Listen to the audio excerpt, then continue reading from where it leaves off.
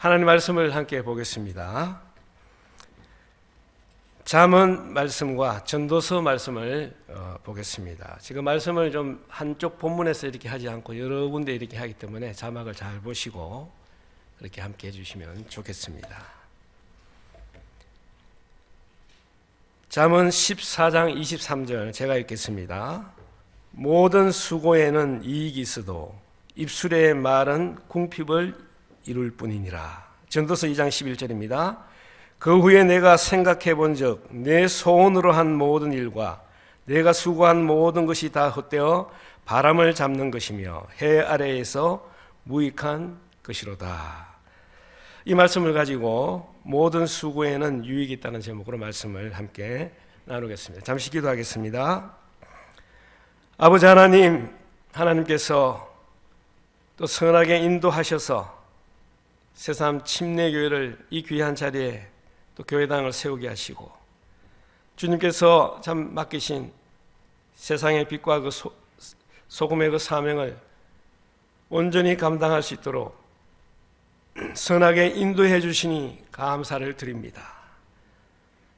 이 주의 잃어버린 영혼들이 이 교회를 통해서 주님께로 돌아오는 놀라운 역사가 일어날 수 있도록 우리 강목사님과 또 여러 집사님들, 성도님들 위에 함께하여 주시고 사용하여 주시옵기를 원합니다. 또 부족한 종이 말씀을 참 강단 위에 섰습니다. 성령 하나님께서 인도하셔서 우리 마음을 참 감동하여 주시옵기를 원합니다. 도전하여 주시고 위로하여 주시고 치유하여 주시옵기를 원합니다. 온전히 인도하여 주시옵소서. 예수님의 이름으로 기도했습니다. 아멘. 여러분들 위인전 좋아하십니까?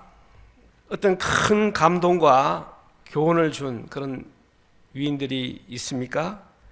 위인은 각자의 분야에서 다른 사람들에게 모범이 될 만하고 또 유익하고 배울 점이 있는 그런 위대한 업적과 가르침과 교훈을 남긴 그런 사람들을 위인이라고 합니다.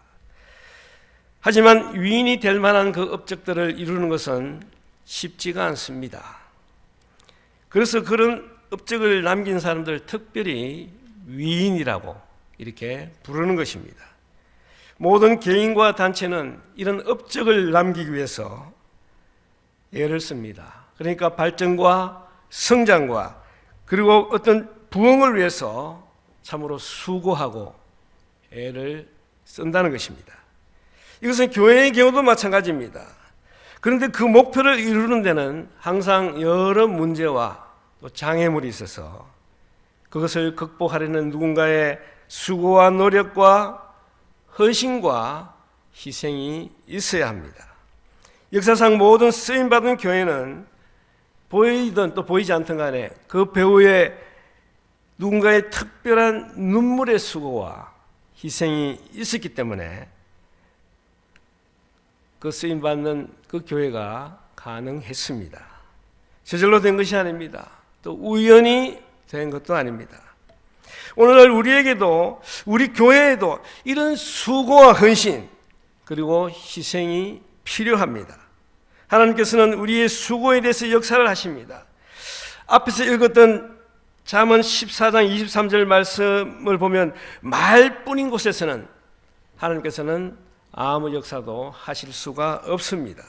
또한 이 수고들은 하나님 앞에서 올바른 것이어야 합니다. 열심히만 한다고 해서 되는 것이 아닙니다. 그럴 땐 동기에 의한 열심과 어리석은 열심은 오히려 일과 문제를 만들고 또 상처를 주기도 합니다. 그렇다면 하나님께서 역사하시는 또 사용하시는 그 수고, 그 올바른 수고는 어떻게 하는 것입니까? 오늘 말씀을 통해서 세 가지 면에서 그 교훈을 배우기 원합니다. 열매 맺는 유익한 수고와 헌신은 하나님께서 함께 하시는 그런 수고라는 것입니다.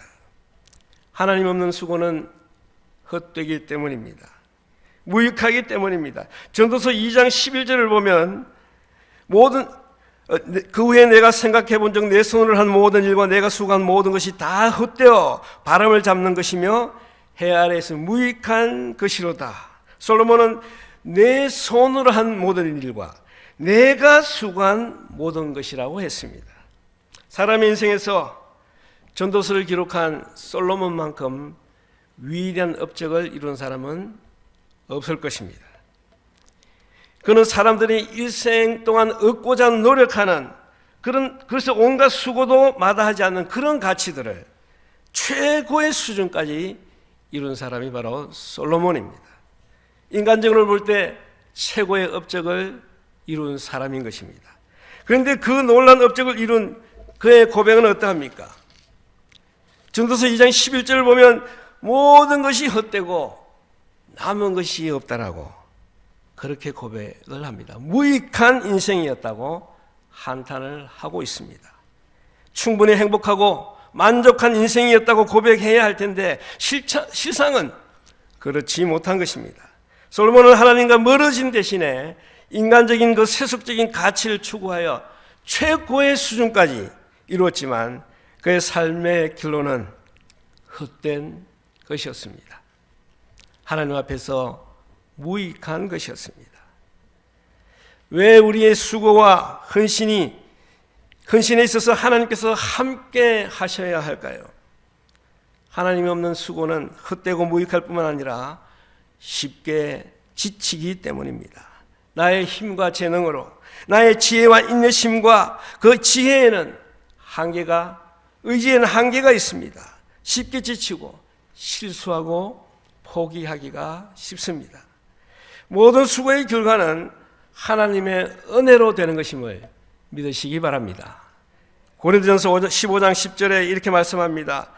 그러나 내가 나된 것은 하나님의 은혜로 된 것이니 내게 주신 그의 은혜가 헛되지 아니하여 내가 모든 사도보다 더 많이 수고하였으나 내가 한 것이 아니요 오직 나와 함께 하신 하나님의 은혜로라. 바울 사도는 그의 사역이 또 수고가 하나님의 은혜로 되는 것임을 정확하게 알고 있었습니다. 바울 사도가 이 사실을 알고 있었기 때문에 그는 수고를 계속할 수 있었습니다. 하나님의 인도하심이 없다면 우리 자신은 한순간도 믿을 수 없는 연약한 존재인 것입니다. 그렇기 때문에 우리의 수고도 하나님과 함께하는 것이어야 합니다. 2011년 한 해 하나님과 동행하기를 힘쓰시기 바랍니다. 늘 깨어서 말씀과 기도에 힘쓰시는 여러분 되시기 바랍니다. 하나님께서 함께 하시고 역사하셔야만 좋은 열매를 맺고 나의 수고와 노력이 헛된 결과로 되지 않기 때문에 그렇습니다. 지쳐 중도에 포기하지 않고 끝까지 수고할 수 있기 때문에 그렇습니다. 두 번째입니다. 열매 맺는 바른 수고는 대가가 지불되어야 하는 것입니다. 그래서 수고하는 사람이 적습니다. 일꾼이 적습니다. 마태복음 9장 37절 38절을 보면 이에 제자들에게 이르시되 추수할 것은 많되 일꾼이 적으니 그러므로 추수하는 주인에게 청하여 추수할 일꾼들을 보내주소서 하라 하시니라. 세상의 일꾼들은 수고한 만큼 그 보상을 받습니다. 그 수입이 있습니다. 그래서 억지로라도 그 수입 때문에 월급 때문에 그 보너스 때문에 열심히 일을 합니다.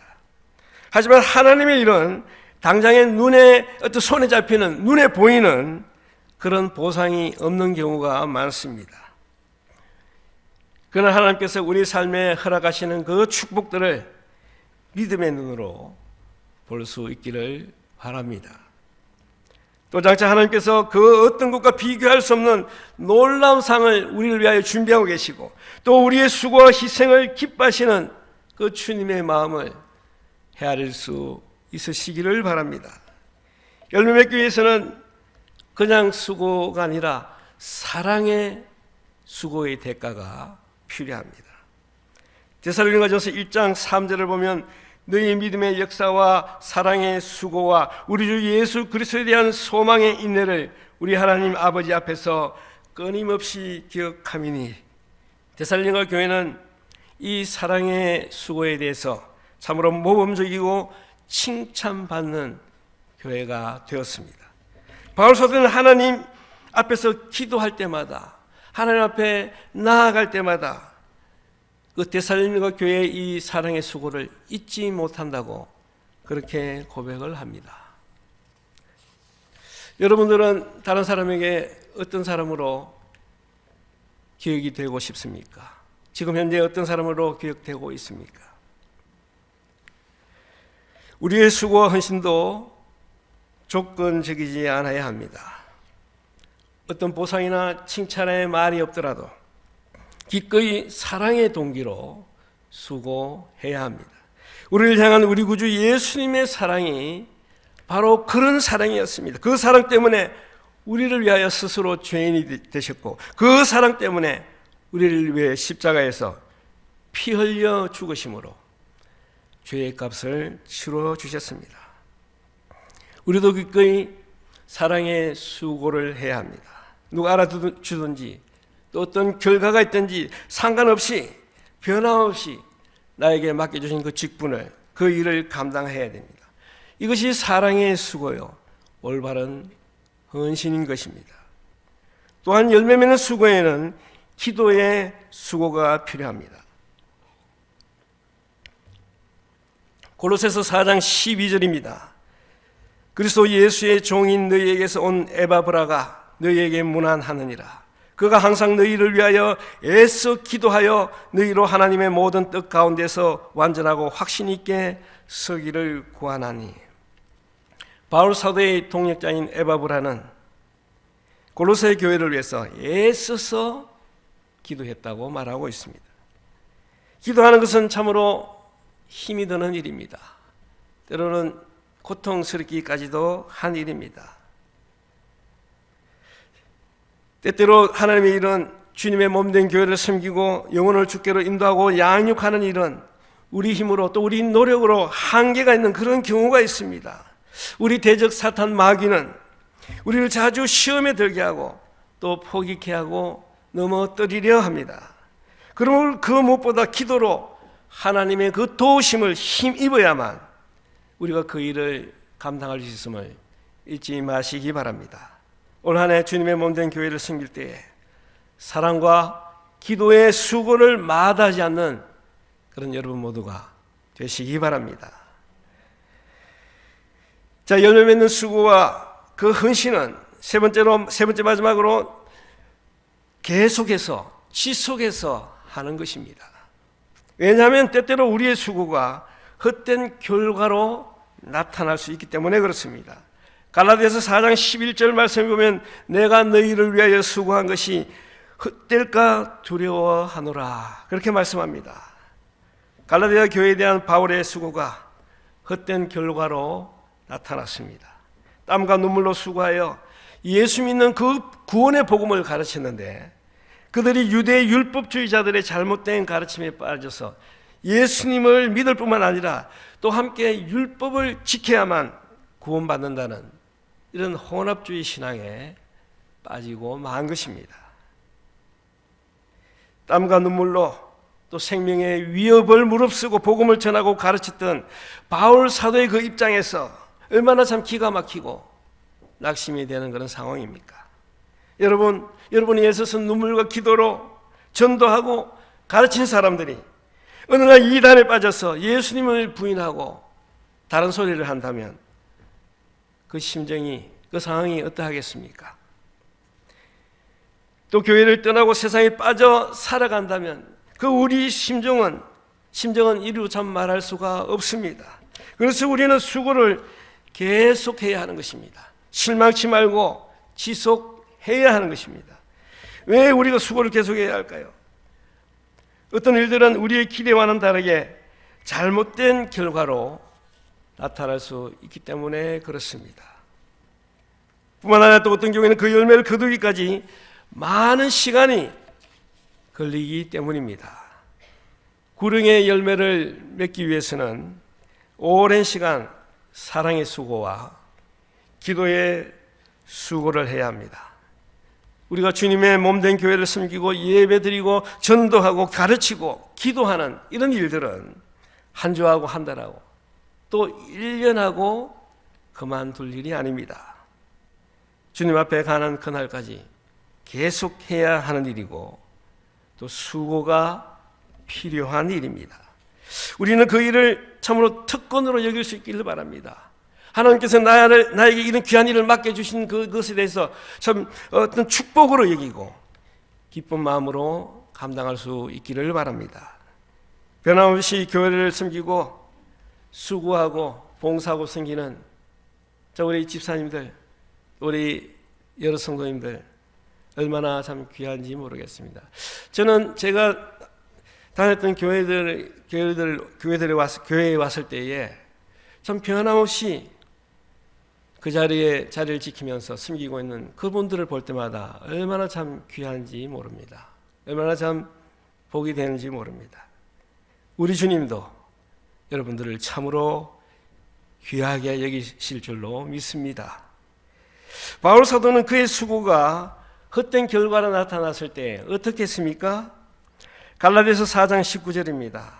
나의 자녀들아 너희 속에 그리스도의 형상을 이루기까지 다시 너희를 위하여 해산하는 수고를 하노니. 바울 사도는 그 수고를 계속 했습니다. 포기하지 않고 다시 해산하는 수고를 한다고 했습니다. 바울은 주님의 일을, 그것도 영혼을 돌보는 그 일을 왜 하필이면 해산의 수고에 비유를 했을까요? 자녀를 낳으신 자매님들은 더욱 실감하시겠지만 영혼을 돌보는 일은 해산의 그 고통만큼 애써야 한다는 것입니다. 10달의 기간을 참 가슴에 품고 출산하는 고통을 감내하는 그 과정을 겪어야만 그 영혼을 주님께 인도하고 또 돌볼 수가 있다는 것입니다. 그리고 영혼의 생명이 걸린 문제이기 때문에 해산의 수고에 바울 사도는 비유를 하고 있는 것입니다. 결코 참 소홀히 여길 수 없는 일입니다. 가볍게 여길 수 없는 일인 것입니다. 바울 사도의 최종 목표는 영혼들이 그리스도의 형상을 담게 하는 것이었습니다. 갈라디아서 4장 19절을 보면 너희 속에 그리스도의 형상을 이루기까지 내가 다시 해산하는 수고를 하겠다, 이렇게 고백하고 있습니다. 이 목표가 분명하고 흔들리지 않았기 때문에 다시 기꺼이 바울 사도는 수고할 수가 있었던 것입니다.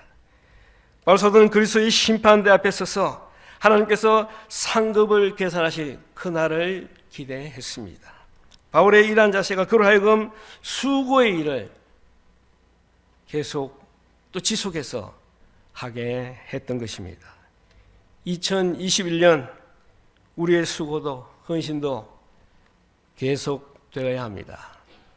지쳐서 힘들어서 수고하기를 멈추고 있습니까? 또 의욕이 약해지고 목표가 사라지지는 않았습니까? 다시 힘을 내시기 바랍니다. 그리스도의 심판대 앞에 서서 하나님께서 우리의 상급을 계산하실 그 날을 믿음의 눈으로 바라보고 다시 힘을 내고 또 목표를 세워서 정진해 나가시기를 바랍니다. 즐겁고 자원하는 마음으로 대가지불을 결단하시기 바랍니다. 하나님께서는 또 우리가 섬기는 교회에는 이처럼 기꺼이 수고하려는 사람들을 필요로 합니다. 이 시간 여기에 계신 또 이 설교를 듣고 계시는 저와 여러분들이 먼저 기꺼이 그 수고와 헌신을 다시 한 번 더 결단하지 않으시겠습니까? 기도하시겠습니다. 아버지 하나님, 2021년 첫 주간 새벽을 깨워 말씀과 기도로 도전받고 새 힘을 얻기를 사모하는 하나님의 백성들이 주님의 전에 함께 모여 기도하고 있습니다. 하나님, 그 마음에 역사하여 주시옵소서. 주님의 몸된 교회를 섬길 때에 하나님께서 함께 하셔서 그 어떤 어려움이 오더라도 하늘의 그 상급을 바라보고 수고와 헌신을 멈추지 않는 귀한 하나님의 사람들이 다 되게 하나님 인도하여 주시고 사용하여 주시옵소서. 그래서 장차 하나님 앞에서 잘했다 칭찬받는 하나님의 귀한 일꾼들이 다 될 수 있도록 하나님 축복하여 주시옵소서. 이 귀한 이 아침을 감사합니다. 예수님의 이름으로 간절히 기도드리옵나이다. 아멘.